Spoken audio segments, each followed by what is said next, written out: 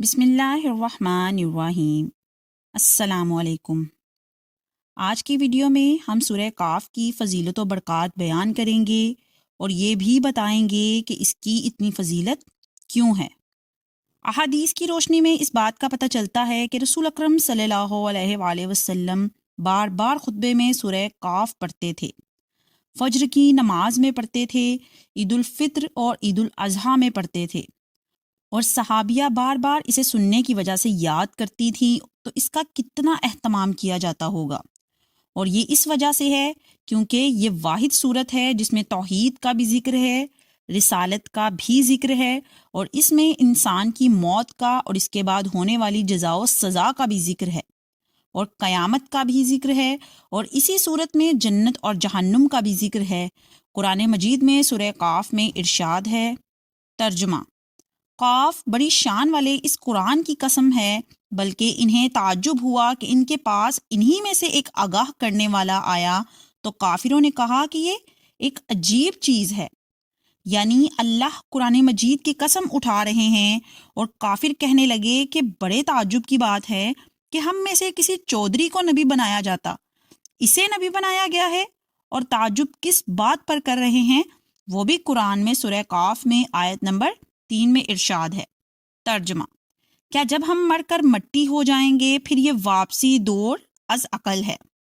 یعنی کافر اس بات پر تعجب کر رہے تھے کہ یہ پیغمبر ہمیں یہ کہہ رہا ہے کہ مرنے کے بعد مٹی میں مٹی ہو جانے کے بعد دوبارہ اٹھیں گے، سمجھ نہیں آتی۔ اللہ قرآن میں آیت نمبر 4 میں فرماتے ہیں، ترجمہ: زمین جو کچھ ان میں سے گھٹاتی ہے وہ ہمیں معلوم ہے، اور ہمارے پاس سب یاد رکھنے والی کتاب ہے۔ کافروں کے پاس جب قرآن آیا، اللہ کا پیغمبر آیا، تو انہوں نے اس کو ٹھکرا دیا، اس کا انکار کر دیا، اور ابھی تک اس بات میں الجھاؤ کا شکار ہیں کہ کیا قیامت آئے گی۔ کافر اس الجھاؤ کا شکار تھے کہ یہ کیسے ہو سکتا ہے کہ انسان مر جائے اور پھر دوبارہ زندہ ہو جائے۔ پھر اللہ فرماتے ہیں کہ کیا یہ آسمان کی طرف نہیں دیکھتے کہ کیسے آسمان بنایا؟ اللہ نے بغیر ستونوں کے آسمان کو بنایا۔ اللہ اپنی عظمت کے دلائل دے رہے ہیں کہ کیا انہوں نے آسمان کو نہیں دیکھا؟ کیا انہیں اس میں کوئی خلل یا درار نظر آئی ہے؟ اور ایک جگہ اللہ فرماتے ہیں کہ اگر ایک مرتبہ تمہیں کوئی خلل نظر نہیں آیا تو دوبارہ دیکھ لو، ذرا ٹکٹکی لگا کے دیکھ لو، شاید تمہیں کوئی خلل نظر آ جائے۔ تمہاری نظر ذلیل ہو کر واپس تو آ جائے گی، لیکن اللہ نے جو کچھ بنایا اس میں کوئی خلل نظر نہ آئے گا۔ پھر آسمان کو ہم نے مزین کیا، اور پھر اللہ فرماتے ہیں کہ ہم نے اس کی آرائش ایسی کی ہے کہ دنیا اس کی مثال پیش نہیں کر سکتی۔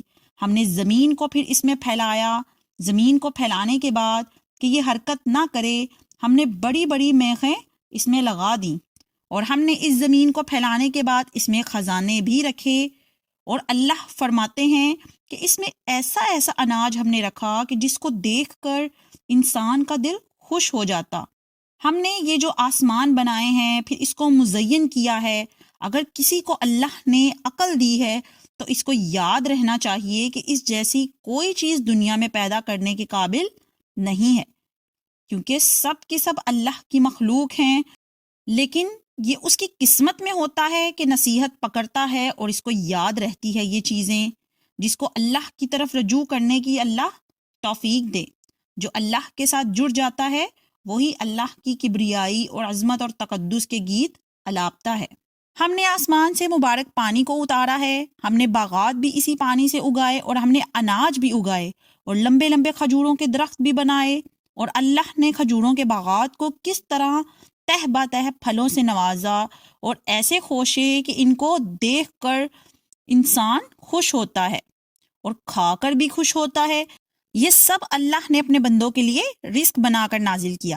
جس طرح بنجر زمین پر پانی پڑتا ہے تو کیسے ہریالی آ جاتی ہے، وہ علاقے بارونق ہو جاتے ہیں، جیسے اللہ بنجر زمین سے سب کچھ نکال سکتے ہیں تو مرنے کے بعد دوبارہ زندہ بھی کر سکتے ہیں۔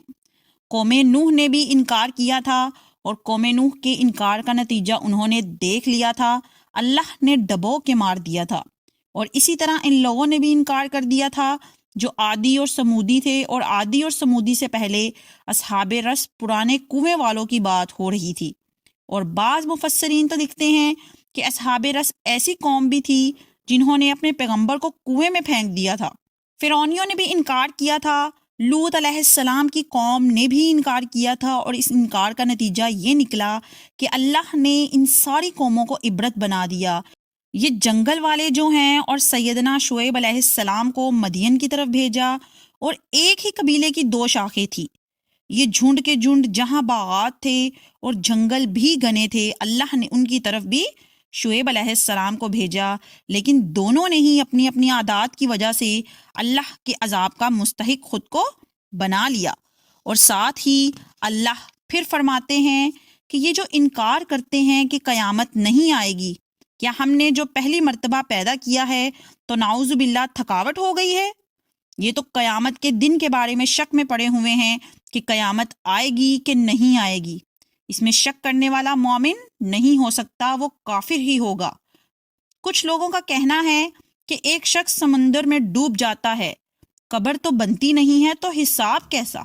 صحیح بخاری میں اللہ کے رسول صلی اللہ علیہ وآلہ وسلم نے فرمایا کہ ایک شخص نے اپنے بچوں کو جمع کیا اور کہتا ہے کہ بتاؤ مجھ سے سچی محبت ہے یا نہیں؟ انہوں نے کہا کیوں نہیں؟ تو کہنے لگا اگر تم میرے بیٹے ہو تو جب میں مر جاؤں تو مجھے جلا کر راکھ بنا دینا، اور میری راکھ کو ہواؤں اور فضاؤں میں اڑا دینا، اور سمندروں اور دریاؤں میں بہا دینا۔ بیٹوں نے ایسا ہی کیا، راکھ بن گیا، بہا دیا گیا، اڑا دیا گیا۔ اللہ کا حکم ہوا اور اس راکھ کو جمع کیا گیا۔ دوبارہ اللہ نے اسے بندہ بنا کر کھڑا کر دیا، پوچھا بتاؤ یہ تم نے کیوں کیا؟ وہ کہتا ہے میرے رب تم سے ڈرتے ہوئے کہ گناہ اتنے تھے کہ میں سامنا کیسے کروں گا۔ اللہ فرماتے ہیں تم ڈر گئے ہو، جاؤ میں نے معاف کر دیا۔ جو اللہ راکھ کو جمع کر کے انسان بنا سکتا ہے، وہ قیامت کو کیسے دوبارہ نہیں اٹھا سکتا؟ انسان کو پیدا بھی ہم نے کیا ہے، یہ سمجھتا ہے کہ کوئی کام کروں گا، کوئی دیکھے گا، کوئی لکھے گا۔ اس کے حاشیہ تخلیات میں اٹھنے والے جذبات سے بھی ہم واقف ہیں۔ ان کا نفس جو سوچتا ہے اس کی سوچ سے بھی ہم واقف ہیں۔ اللہ فرماتے ہیں کہ ہمارا علم و قدرت ایسا ہے کہ شارک سے بھی قریب ایک لمحہ جو اس کی زندگی کا ہے وہ ہم پر عیاں ہے۔ کوئی بھی چیز ہم سے مخفی نہیں۔ اللہ نے نظام بنایا ہے، دائیں بائیں فرشتہ مقرر ہے جو لکھ رہا ہے، ادھر زبان کچھ الفاظ نکالتی ہے، وہ احاطہ تحریر میں آ چکے ہوتے ہیں۔ اللہ ذات کے اعتبار سے عرش پر ہے، کیونکہ ایک نہیں 7 آیات قرآن میں کہتی ہیں کہ اللہ ذات کے اعتبار سے عرش پر ہے۔